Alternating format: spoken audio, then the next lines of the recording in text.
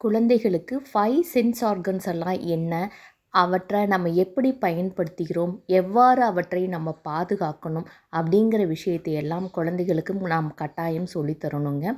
அந்த 5 சென்ஸ் ஆர்கனில் நாம் இந்த வீடியோவில் பார்க்க போகிறது ஹியரிங் சென்ஸ், காதை பற்றி தான் நம்ம இந்த வீடியோவில் பார்க்க போகிறோம். இந்த சேனலை நீங்கள் முதல் முறையாக பார்க்குறீங்க அப்படின்னா சப்ஸ்கிரைப் பண்ணி வச்சுக்கோங்க. தொடர்ந்து ஆதரவு தந்து கொண்டிருக்கும் அனைத்து நல் உள்ளங்களுக்கும் எனது மனமார்ந்த நன்றியை தெரிவித்துக் கொள்கிறோம்.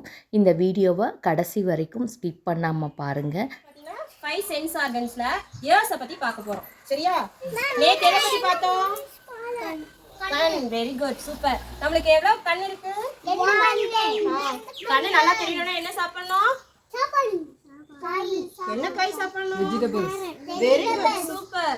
சோ இன்னைக்கு வந்து என்ன எதை பத்தி பார்க்க போறோம்னா இயர்ஸை பத்தி பார்க்க போறோம் இல்லையா? How many ears do you have?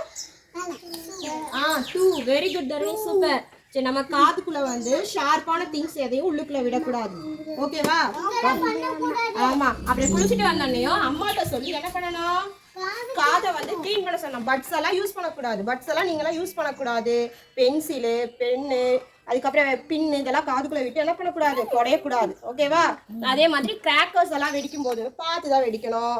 ரொம்ப சவுண்டான பொருட்கள், ரொம்ப அதிகமான வால்யூம் எல்லாம் வச்சு என்ன பண்ணக்கூடாது? காது கேட்கக்கூடாது.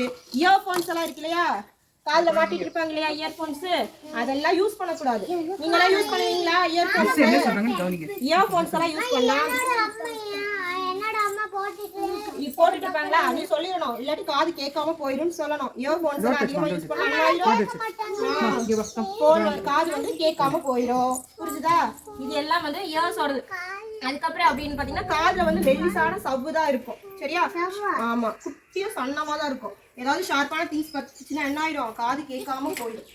ஸோ அதனால ஷார்ப்பான திங்ஸ், அதிகமா வால்யூம் வச்சு பாட்டு கேட்கறது, காதுல வந்து இயர்ஃபோன் மாட்டுறது